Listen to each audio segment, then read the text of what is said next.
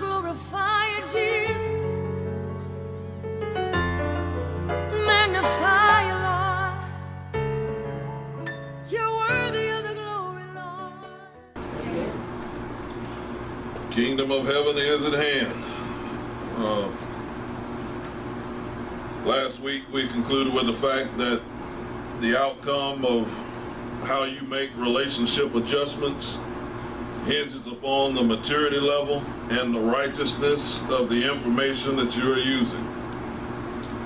And today we're going to go into the last part of this year's series, which is what we'll be covering up into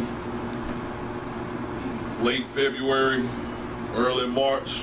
This part of the topic we'll be covering is be known as the age of the elements. This is still under the umbrella of faith like gravity. This is everything that we've been covering has been so that you can see how to use your faith each time and how each time it will work.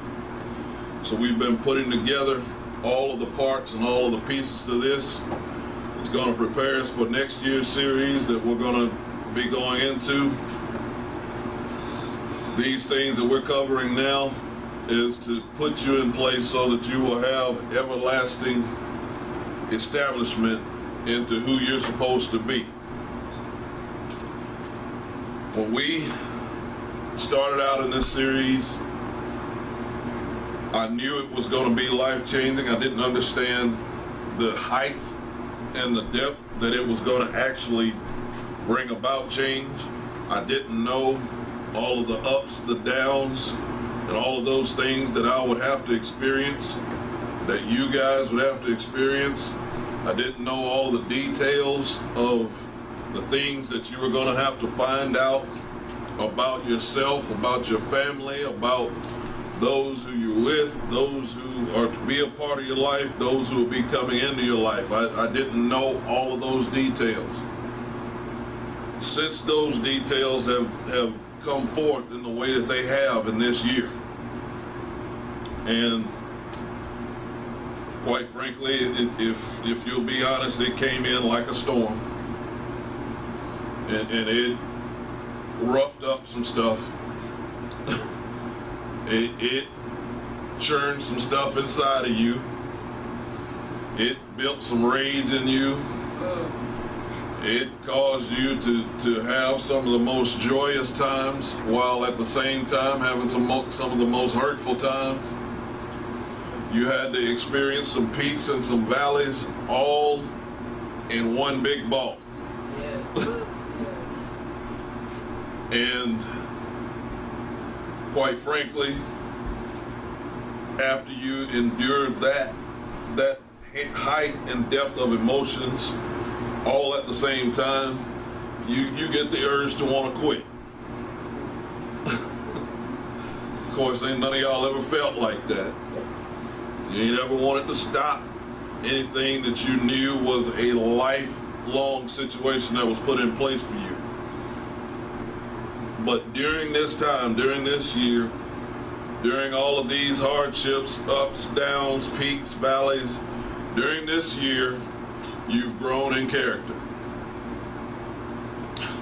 You've grown in character, you've grown some strength, you've gained some new insight, you understand some things about yourself, you understand some things about folks around you, you understand some things about who you're supposed to be and what you're supposed to be doing in life.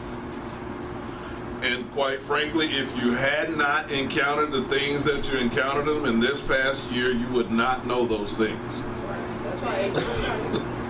You wouldn't know those things about yourself, about your surroundings, about all of those things.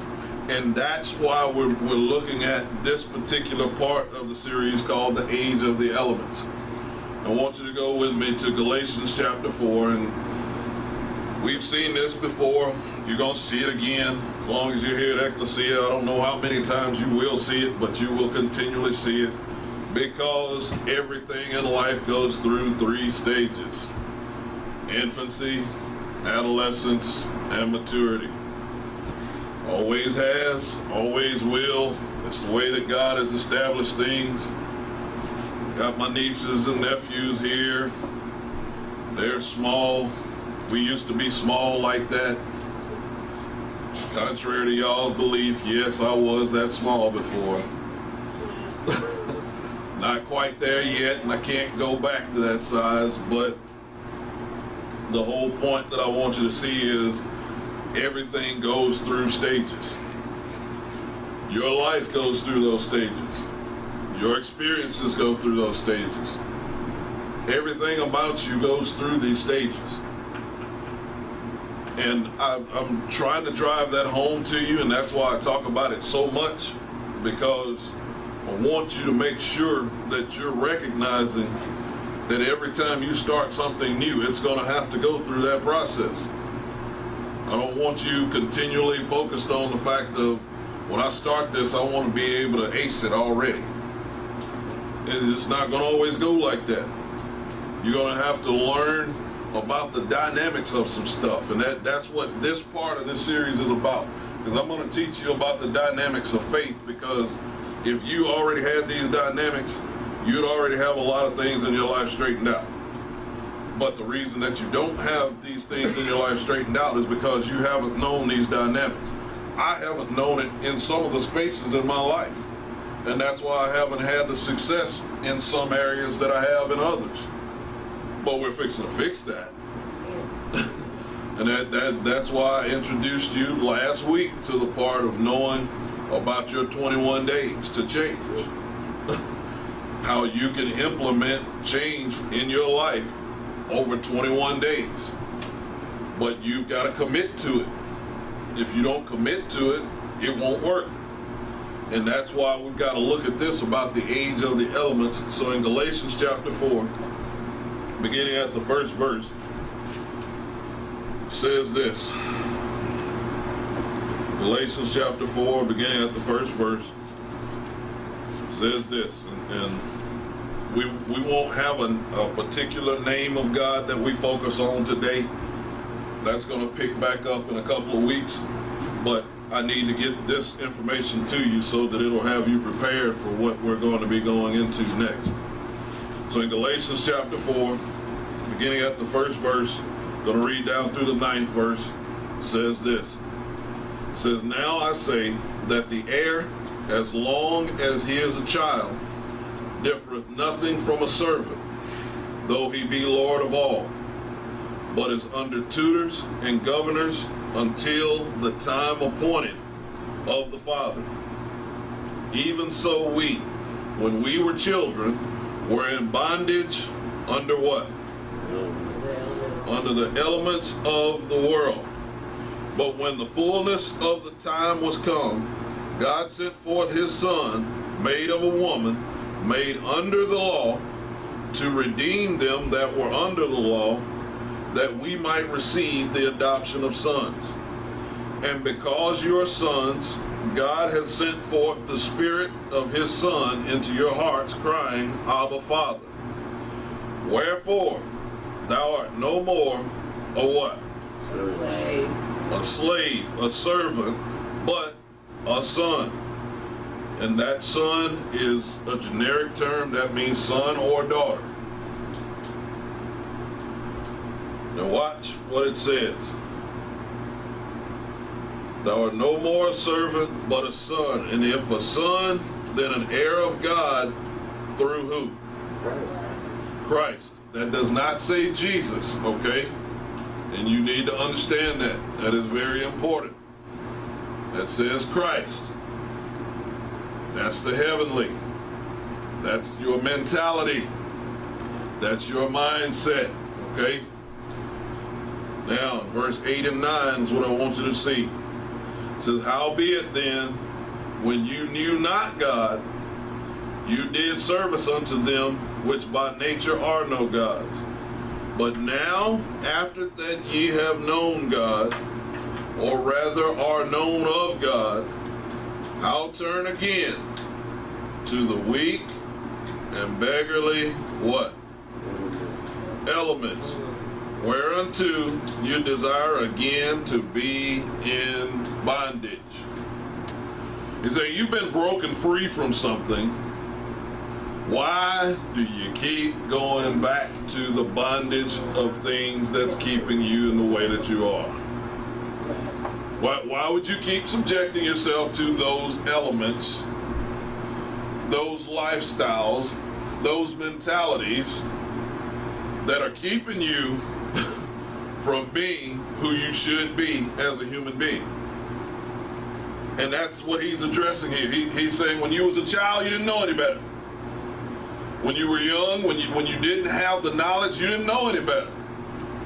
But now that you know better, why do you keep going back and subjecting yourself to information that keeps you from becoming who you should be? Why do you keep going back to that? Why do you keep doing that? I'm glad you're asking me. Why do I keep going back to that? That's why we've been looking at relationships. Because this is why this is so crucial. You've got some stuff ingrained in you, and it's got more years. That's why we're talking about the age of the elements. It's got more years of holding you in bondage than you've got understanding about the new place that you're a part of. So it's a little bit stronger than you right now. Right now, that's why I wanted you to see that. The heir, as long as he is a child, differs nothing from a servant. Differs nothing from a slave. As long as you're still in your childish state, you're going to stay a servant. You're going to have to serve your environment, whatever that environment is. And you won't be able to change it. See, that's the whole point. Like right now, all of the little ones that are in here, they have no control on changing their environment. They don't know what to do to make it either hotter, colder. They don't know what to do. All they know is we get to come in here and we just get to be whatever. They're going to tell us to be quiet. They're going to tell us to sit down. They're going to tell us to sit still. And then if we don't, we're in trouble. So we just in subject to whatever this environment has for us to do. Now you understand why kids like being outside, because then they can just act a fool. And they ain't got to worry about no rules. They ain't got to worry about all of that. We ain't got to sit still. We ain't got to, same way you are. I want freedom. Really. Because freedom is going to require discipline. Because you're going to have to know when to do what and how to do what needs to be done. And if you don't know when to do what, or you don't know how to do what needs to be done, you ain't going to stay free long, because you're going to be in subjection to the environment that you're in, whatever it is. Now watch, because this is important. We talked about reestablishing roots last week. Talked about getting those things in place, because you need to replace what's been ingrained in you that hasn't been helping you.